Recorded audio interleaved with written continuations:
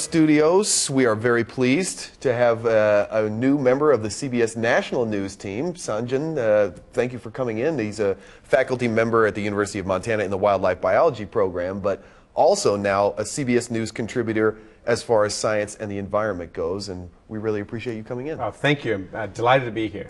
Well, I'm very interested to hear about your new role with our mothership here. I'm sure we'll see you here on our big network shows, CBS This Morning, the CBS Evening News, sure. Over the course of the next few months. But what exactly is your new role with CBS? Well, I think, CBS wanted to have increased coverage around science and the environment because it's something that affects all our lives, and living in the world today, it's even more important that the average American is conversant in it. So they brought me on as a contributor to do stories around those topics. And those topics range all sorts of the spectrum. You said you were up at 5 a.m. already doing another interview for a Canadian station about some of the debris from the Japanese tsunami that's winding up on some of our shores and the Canadian shores. Right. So the first story I did for CBS News was on the tsunami and the impact of the tsunami, meaning the debris field that left Japan 15 months ago and is now making landfall in Alaska. So citizens in Alaska, Washington State, and Canada are worried about it. This morning I had to get up to do a radio interview on that. But I mean, aside from that, there are plenty of stories right here in Montana, I think, that have national, even international implications as far as science and the environment goes. I would love to hear your perspective on maybe some of the things we might see coming up over the next couple months. I think Montana is ground zero for where human communities and the environment are trying to forge a new way forward. And I think there's lots of great stories here that have global resonance. What's going on in the crown of the continent, the stuff that's going on with ranches in Montana. There's a real new breed of ranching here.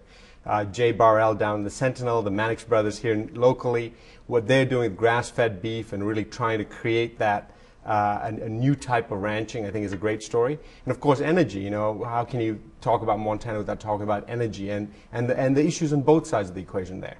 How do you see that sort of playing into the national conversation over the course of the next couple months? Well, I think that they're already out there, and I think one of the things I'd like to do is, with some of these stories, particularly stories that are resonant in the West, go a little bit deeper than the usual stuff you hear and read. I want to go a little bit underneath the story, get to meet some of the people who are actually on the ground, getting their hands dirty and sort of getting involved in it. And I'd love to be able to tell those stories in that way. Nice. What does it mean to you to be asked to be a part of this conversation on a national level? Look, I'm a scientist. I trained as a scientist, and it's a huge opportunity to be able to tell the story with such a trusted brand. I think that you can spend all your life hoping to get that shot, and now being able to work with CBS News and be able to do this is really a remarkable and fantastic opportunity, and it's a great learning experience. Look, I haven't been to school for a long time. Now I'm right at the bottom floor and learning right up there, about what it's like to make the news every evening. Tell me a little bit about what you do at the University of Montana. I mean, this is separate from what you do. I mean, you're involved in mainly research here. Yeah, I've actually two jobs. I do some work with the university. I'm a faculty affiliate in the wildlife program there. I'm also the lead scientist for the Nature Conservancy, which is a global conservation organization. I just happen to live here in Montana. It used to be a secret. It isn't anymore. But with the department, what I really do is help advise some of the students about global conservation issues. Write some papers with them, occasionally teach a class, co-teach a class with faculty there.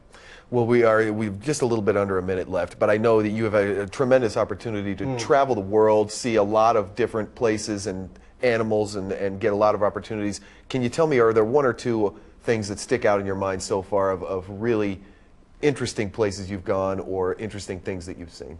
Well, next week I'm leaving on a trip to the Great Bear Rainforest, which is in the mid-coast of British Columbia. I'm going to be out there for about 10 days, and we're going to be putting up cameras that track wildlife, as well as hydrophones that track whales as they come into the inlets. So we're going to be on a 50-foot sailboat with a research team up there, and that's going to be fantastic. So yes, you're right. From Africa to Asia to Latin America, I travel a lot. Probably every week I'm on a plane.